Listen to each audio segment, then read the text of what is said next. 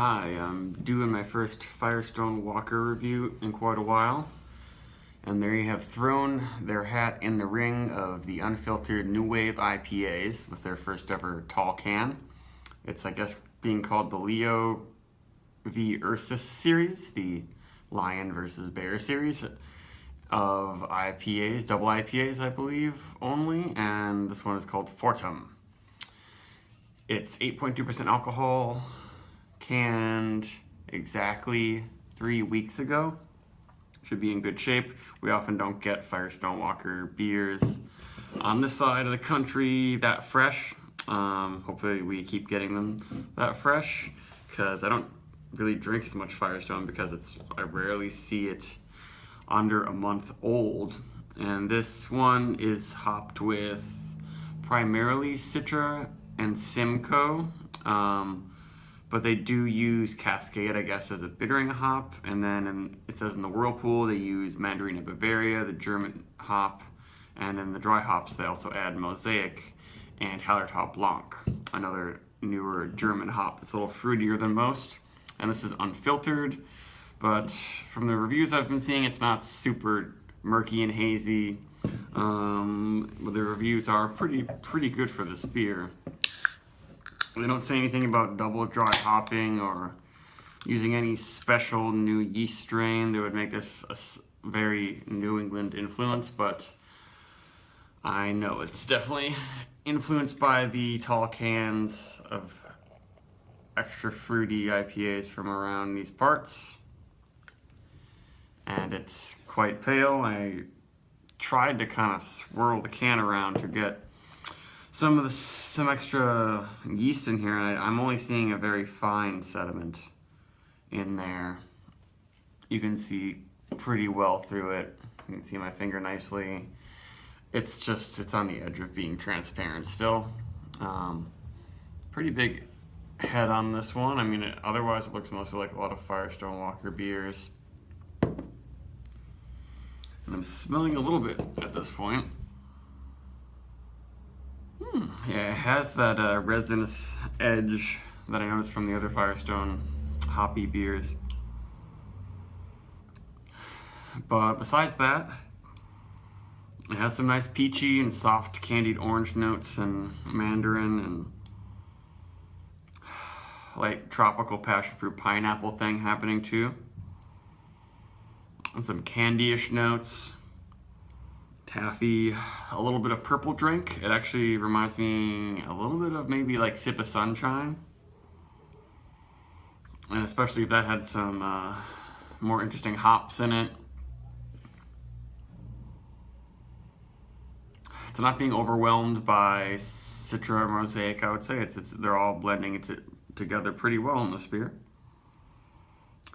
It's nice, but it just doesn't smell super juicy, I would say. Yeah, a nice mixture of sweet fruits and candy, taffy-ish things happening.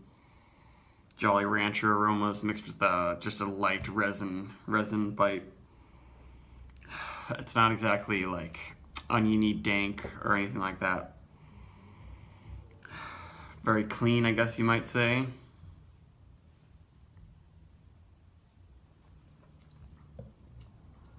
Ooh. Quite sweet. They said only 55 IBUs, which is very low for a West Coast IPA. It's pretty sweet. Keeps everything tasting like, yeah, lots of candied fruits. It's all sorts of fruit flavors of taffy are in there. And yeah, syrupy peaches and pineapples and syrup. It's got that going on for it too, but the feel is not exactly juicy. It's a little bit softer than Firestone and Stone and those beers, but because it's not super unfiltered, and I don't think they heavily treat this with gypsum and such, it has similar flavors and aromas as the juicy Northeast beers, but on the tongue and the finish isn't quite that. I'm noticing some clean booziness but it's quite sweet. It's a little bit too sweet almost, and that's what I've noticed with some beers that are going for that sort of thing. They end up just being a little too sweet. If there are more hop sediment in here to raise up the noticeable bitterness, or I guess you would say the perceived bitterness, that might help definitely if it had been double dry hopped or something like that. I enjoy that it's not super bitter, but there's just, now I'm getting just a little bit of a dryness on the tongue, but quite syrupy without having a full syrupy body or anything like that. I wouldn't call it chewy. They do use wheat and oats in addition to barley in this one.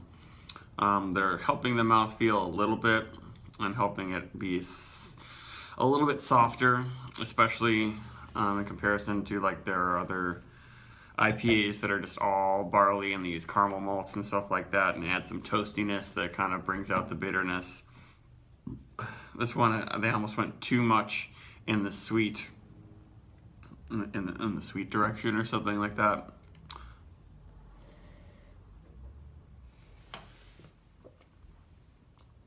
I like it though. It still has that Firestone edge that people will recognize, and people who like their clean West Coast character. But it doesn't quite pull off what we've got going on here. But it's a good beer, and I look forward to the next ones they have in this series. If they're going to feature some more unique hops or do something a little different. Hopefully they keep doing unfiltered things, because this works out really well. But it'll probably be a good series. Their other revolving hop IPA series, Luponic Distortion, I've enjoyed some of those beers too.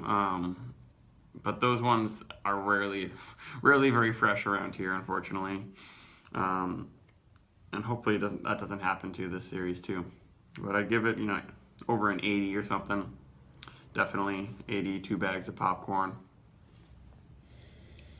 It's tasty, and most people who like IPAs will probably find something to like about this one. It's pretty in between West and East Coast styles, but a little sweeter, I would say, overall, probably.